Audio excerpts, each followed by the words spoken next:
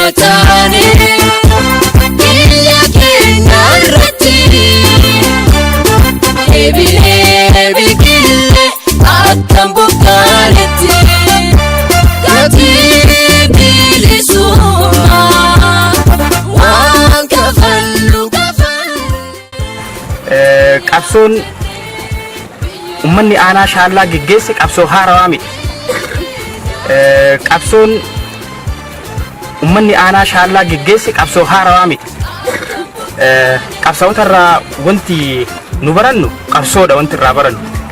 Roorroodhaaf akka hin jilbiiffanne kan irraa barannu. Kabajamtoota hordoftoota sagantaa Siinqeeshoo isaan keenya kan guyyaa har'aa kanarratti xiyyeeffate wareegamtoota Oromoo godina Arsii Lixaa aanaa shaallaa magaalaa Ajjeeti. Isaan diddaa gabrummaatiif biyyaaf jiraatanii biyyoo uffataniif dhagaan bu'uuraa kan kahame. Nutis iddoo san deemuudhaan yaada hawaasaa fi gammachuu hawaasni dhagaa bu'uuraa kahame kanarraa ka'uudhaan yaada nu qoodan isin biraan ga'uuf deemna.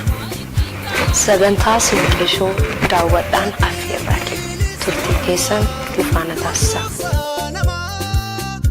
Bilisumma lubbuusa namaa goone kitima. Egaa waliigallee nu handuu waraana keenya qopheeffanne innis qopheesse anis ka garee kiyyaa qopheesse gareen biraatis akkas qopheesseet waraana kanatti filanne. Egaa filanne waraana jalqabne. Egaa jalqabne jaalli yaadatamaan beekamaan aanaa kana keessatti namni beeku jaalli Filicaa Waaroo yeroo jalqabaatti nu biraa wareegame. Kenna ifa Afrikaa fuwa biyyoom kenna qofa.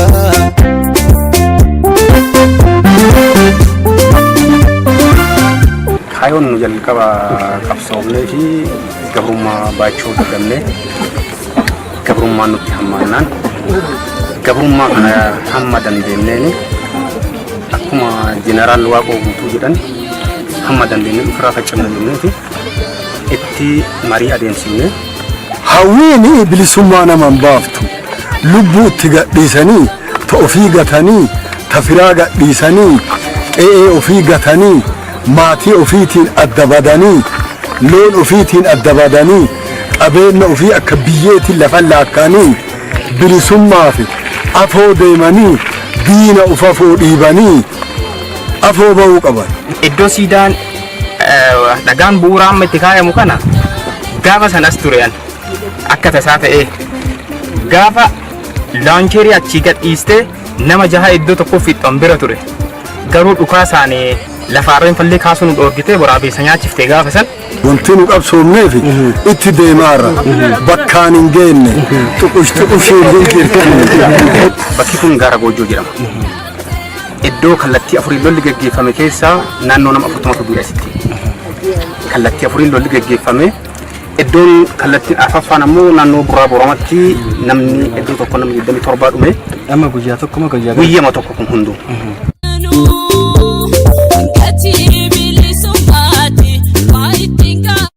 Guyyaan kun guyyaa dhagaan bu'uuraa itti kaahamedha. Iddoon dhagaan bu'uuraa kun itti kaahame maaliif filatame jennee hawaasas dubbisnee turre. Hawaasni nuti dubbisnees iddoon kun iddoo garjabeennaan namootni 70 ol lubbuu isaanii itti dhabanidha. Uummata harka qullaa bahee falmataa jiru iddoo itti dhabame waan ta'eef iddoo seena qabeessa kanatti dhagaan bu'uuraa kaahamee jira. Dhagaan bu'uuraa kun yoo kaahamu hawaasni naannawa shaallaa fi godina Arsii Lixaa magaalaa Shaashamannee fi akkasumas qeerroo fi qarreenii fi hojjetaan mootummaas irratti argamee dhagaa bu'uuraa kana keeyyalee jira. Akkasumas namoota lubbuudhaan darbanii suuraan isaanii kan akka godina Arsii Lixaa naannawa kanaatti egzibishiniidhaaf dhihaatee daawwatamaa turee jira. Akkuma uummanni Oromoo jaarraa darbe keessallee geggeessaa ture jaarraa kana keessallee geggeessaa ture qabsooma bifa sanii geggeessaa ture miidhaa uummata kanarra gaheetu wal caala malee akkaataa du'a saniitti wal caala akkaataa wareegama saniitti wal caala kanaaf guyyaan addaanaa fi guyyaa addaati jedhee yaada guyyaa san yaadadhe amma sitti.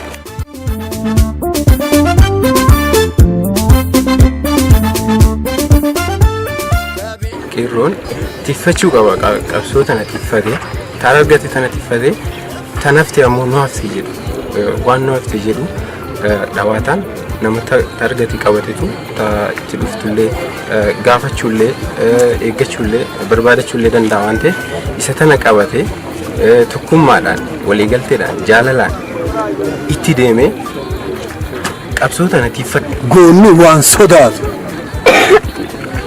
itti deema irraan goru ija deema ibidda ifuu reeba ibidda ifu afoo deema ibidda asii bobeessaa deema. Ka ofii bobeessu malee ka duubaan boba'u sani hin sodaatu ittuma deema.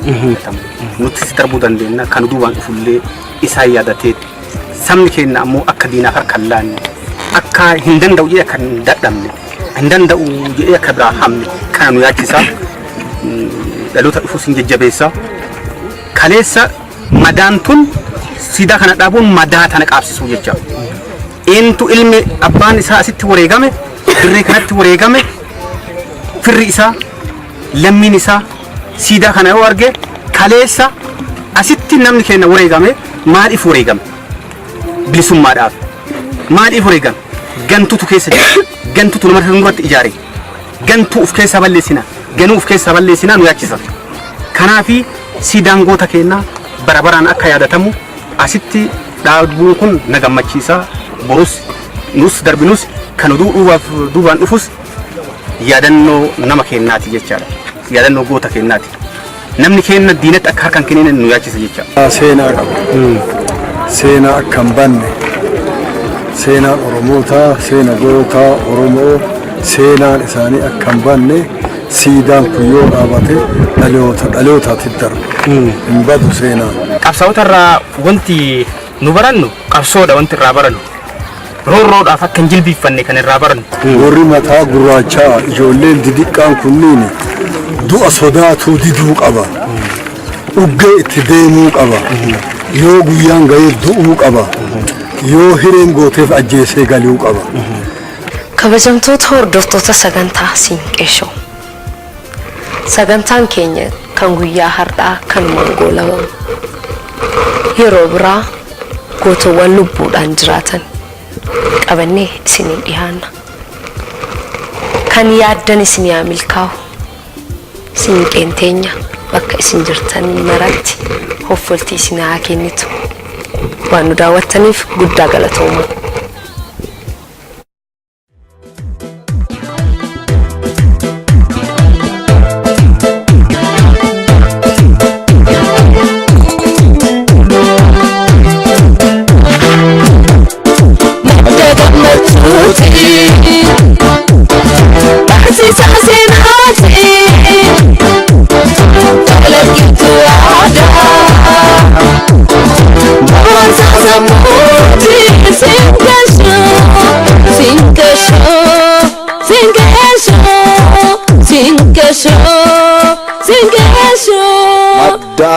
Rikicho Mata Siinqeeshoo.